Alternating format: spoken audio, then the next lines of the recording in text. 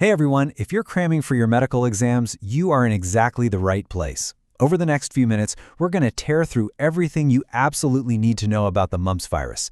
We're talking only the high-yield facts to help you crush those exam questions. All right, so here's our game plan. We'll kick things off with the basics, then we'll track how the virus invades the body. After that, we'll dive into what a patient looks like, how you actually diagnose it, and finally, how we manage and, more importantly, prevent it. Let's get started. First up, Section 1, the basics. So, what exactly is this mumps virus and what's its signature move?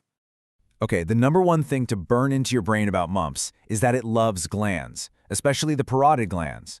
So if you see a kid in a question stem with that classic swollen jaw, your mind should immediately scream mumps.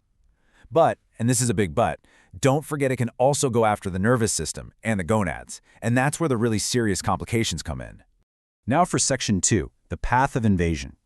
Let's follow the breadcrumbs and see how this virus gets in and spreads around. Understanding this pathway is so important because it's what explains that whole range of symptoms we see. The entry point? No huge surprise here. It's the respiratory tract.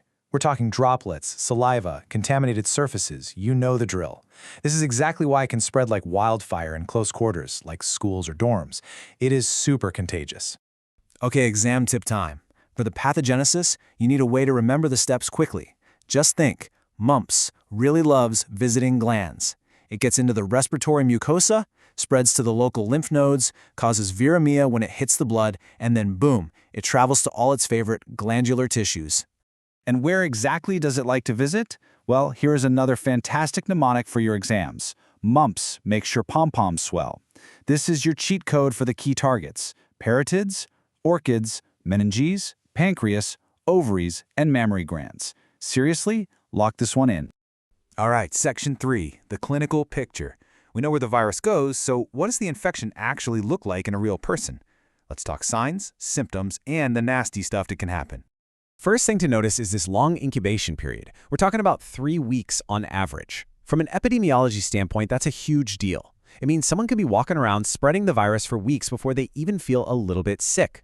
And this right here is the hallmark sign, the one you'll see in all the textbooks: acute bilateral parotitis. It's that classic, swollen, chipmunk cheek look. This is by far the most common thing you'll see, showing up in 70 to 90% of symptomatic cases. You will absolutely see a picture of this on an exam.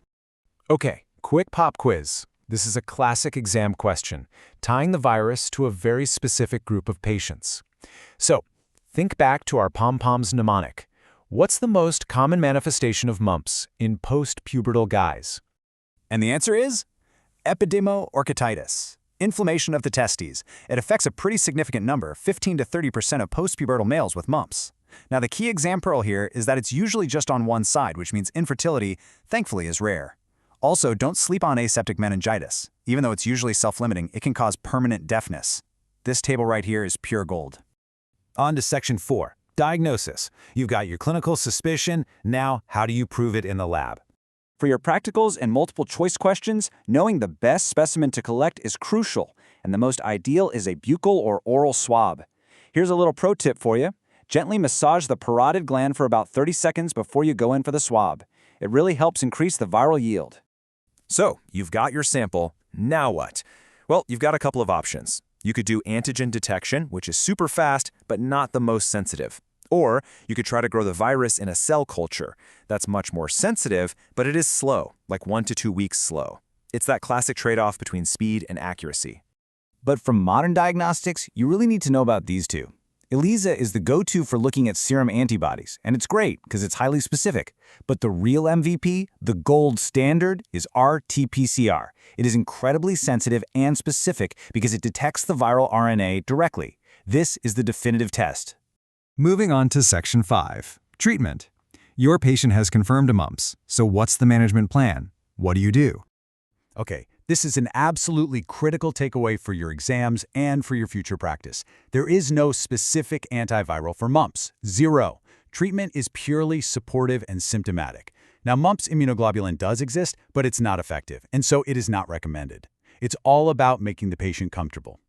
Finally, and let's be honest, most importantly, how do we prevent this disease in the first place? This brings us to one of the biggest public health success stories of all time, Let's hit the high-yield facts on the vaccine. It's a live attenuated vaccine. The strain they use is the Gerald-Lynn strain. This is a total exam favorite, so remember that name. And it's prepared in a chick embryo cell line, which is important to know if you have a patient with a severe egg allergy. And the 2-dose schedule is what makes it all work. The first dose is given around a kid's first birthday, and the second one comes just before they start school.